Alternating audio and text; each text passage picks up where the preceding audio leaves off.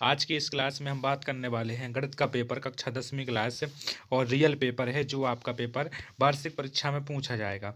भाई मेरे इसमें 23 क्वेश्चन रहेंगे और 8 पेज का पेपर रहेगा। समय 3 घंटे का, 75 नंबर मैक्सिमम रहेगा। हिंदी और इंग्लिश वालों का दोनों का एक ही पेपर है। निर्देश दिए गए, निर्देश में सभी प्रश्न अनिवार्य हैं, ठीक है ना। और प्रश्न 1 से 5 तक वस्तुनिष्ठ प्रश्न रहेंगे, 6 से 26 तक रहेंगे आंतरिक विकल्प दिए जाएंगे, ठीक है ना। इसी प्रकार इंग्लिश में दिया गया है सब कुछ।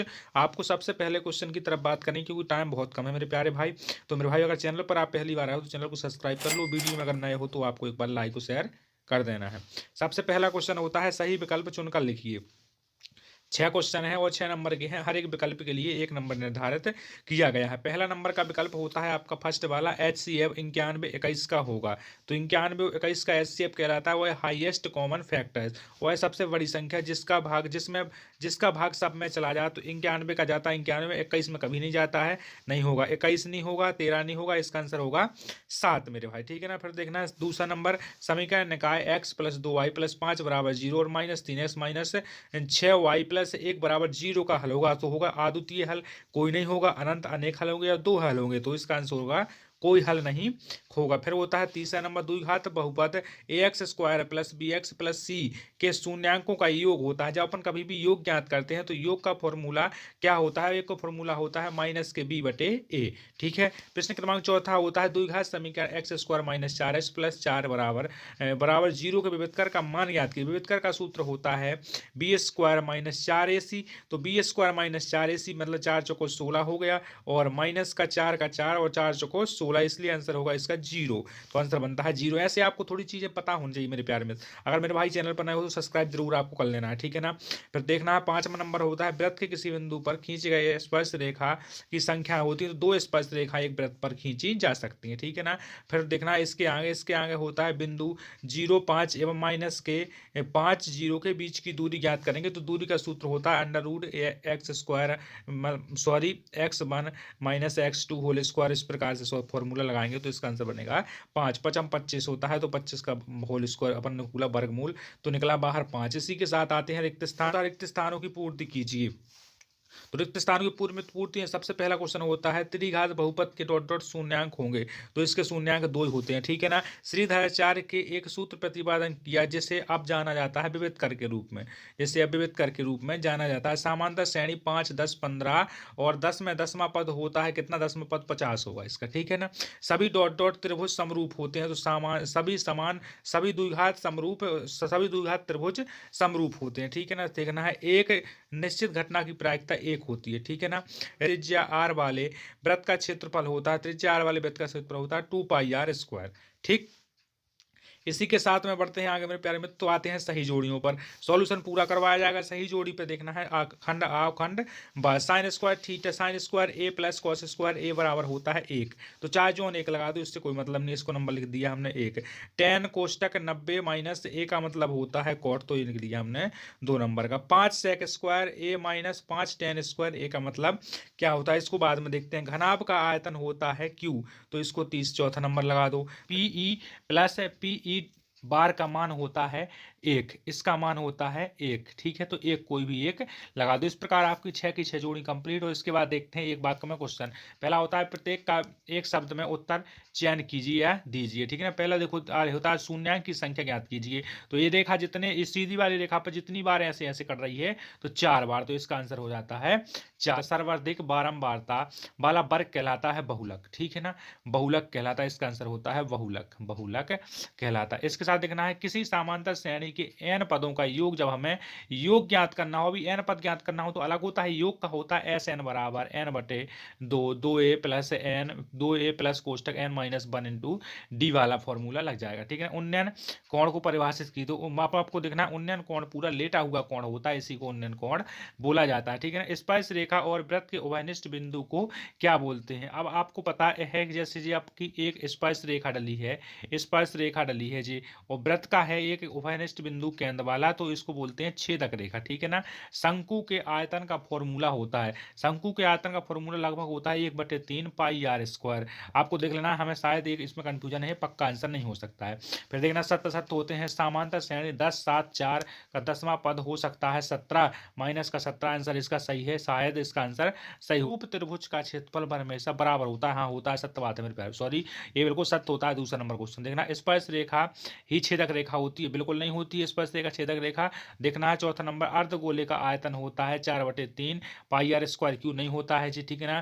कोण थीटा वाले त्रिज्या खंड के संगत चाप का क्षेत्रफल? बिल्कुल सही होता है। दो समरूप त्रिभुजों की संगत भुजाएं समानुपाती होती हैं, ठीक है ना। इसी प्रकार से देखेंगे हम छठवां नंबर क्वेश्चन। ऐसे आपका पेपर खत्म होने वाला है मेरे भाई। चैनल पर पहली बार हो तो सब्सक्राइब आपको जरूर करना है। 140 के अभाज्य गुणनखंड के रूप में व्यक्त करना है, नहीं बनता है तो देखना HCF 30 सॉरी HCF 306, 657 बराबर 9 और LCM 306 और 657 बराबर ज्ञात करना है। फर्स्ट पार्ट का एग्जाम्पल का क्वेश्चन और सवाल नंबर 11 दिया गया है, ठीक है ना। इसी प्रकार से देखना है आपको 4u whole square plus 8u के शून्य ज्ञात करना है, नहीं बनता तो देखना है। फिर नीचे दिया गया 15x square plus 12x plus 7 के हमें शून्य ज्ञात करना है। सब क्वेश्चन हमने बताए हैं आपको चैनल की प्रोफाइल पर, सभी क्वेश्चन का सॉल्यूशन भी मिल जाएगा। 8वां नंबर, अनुपात A1/A2 अनुपात B1/B2 और C1/C2 की तुलना कर ज्ञात कीजिए कि निम्न रेखाएं एक बिंदु पर प्रतिच्छेद करती हैं। जी आपको इतना सवाल दिया गया है। अगर ये नहीं बनता है तो दिया गया है 5x -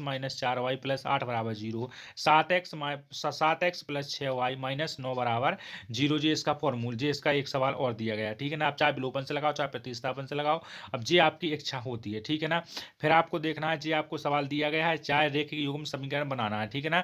हल करना है जिससे आप करो x + y = 14 और x - y = 4 सवाल होता है। 9वां नंबर का सवाल होता है समांतर श्रेणी AP के प्रथम 4 पद, जिसका प्रथम पद होता है आपका A10 और D का भी मान दिया गया है, तो हमें इसकी 4 आगे वाले पद ज्ञात करना है। बहुत सरल सवाल है, 5 पार्ट का सवाल होता है। समांतर माइनस के 5 माइनस का 1 3 और 3 7 का प्रथम एवं सर्वांतर ज्ञात कीजिए, ठीक है ना। बहुत साधारण से दो त्रिभुज की समरूपता के लिए आवश्यक प्रतिबंध ज्ञात कीजिए। थेल्स की प्रमेय यानी थैला प्रमेय आपको समझाना है। 11वां नंबर होता है बिंदुओं P कोष्टक 2 3 और Q 4 1 के बीच की दूरी, तो दूरी का फॉर्मूला लगाओ, स्टार्ट से आंसर पाओ। फिर देखना x और y के बीच एक संबंध ज्ञात करना है जब x y बिंदु 7 1 और 3 5 से समदूरस्थ होते हैं। बहुत साधारण सवाल है, बेसिक तरीके से आपको बताए गए हैं, ठीक है ना। 12वां नंबर सवाल होता है बिंदु ए बी और माइनस के माइनस ए बी की देखना मध्य बिंदु क्या होंगे।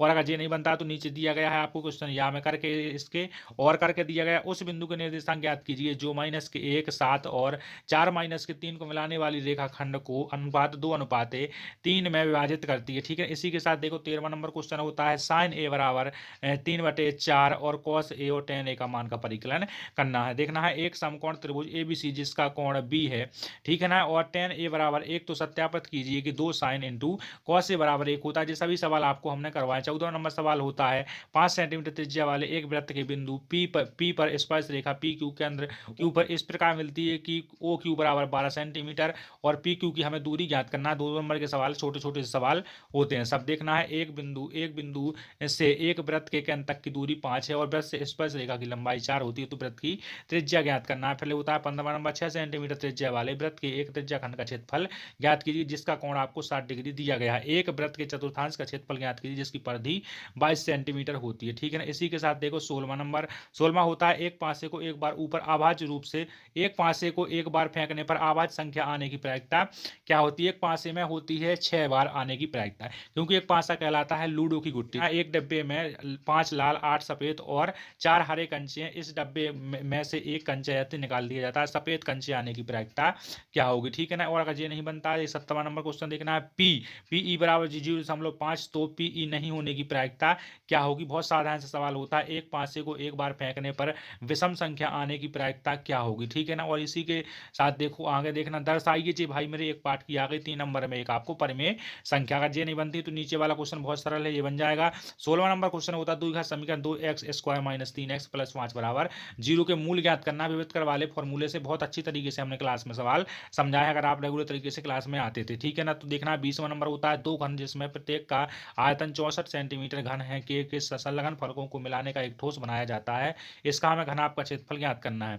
नहीं बनता है घनाभ का क्षेत्रफल तो देखना एक ठोस अर्धगोले में खड़े एक शंकु का आकार है जिसकी त्रिज्या 1 सेंटीमीटर, शंकु की ऊंचाई की त्रिज्या के बराबर होती है, तो ठोस का आयतन पाई के पदों में व्यक्त करना है। दो संख्याओं का अंतर 26 होता है, पहली संख्या दूसरी संख्या की 3 गुनी है, उन संख्याओं को ज्ञात करना। नहीं बनता तो रेखित समीकरण ज्ञात कर दो जिस विधि से आपसे बन जाए। इसी के साथ देखना है 22वां नंबर क्वेश्चन होता है। 22वां, धरती पर एक मीनार ऊर्ध्वाधर खड़ी हुई, धरती के पाद बिंदु से मीनार के पाद बिंदु तक की दूरी 15 सेंटीमीटर है। कितनी? 15 सेंटीमीटर। तो मीनार के शिखर का उन्नयन कोण 60 डिग्री होता है, तो मीनार की ऊंचाई ज्ञात करना। ये सवाल सब हमने करवाए हैं अपनी क्लास में। 7 सेंटीमीटर ऊंचे भवन के शिखर पे एक केबल टावर लगा है, शिखर की 7 सेंटीमीटर ऊंचाई और इसके पाद बिंदु 45 डिग्री का बनता है टावर। तो ये भी बहुत अच्छी तरीके से बनाया है, हमने टावर को बनाकर समझा। इसके बाद प्रायिकता के सवाल बनते हैं, दो देखना है। निम्नलिखित सारणी में कितने 75 नगर देखना है। 23वां नंबर क्वेश्चन, निम्नलिखित सारणी में 35 नगरों की साक्षरता का प्रतिशत दर्शाया हुआ, मध्य साक्षरता हमें ज्ञात करना। तो मध्य की साक्षरता दर को हमें ज्ञात करना है। तो साक्षरता का प्रतिशत तो नगरों की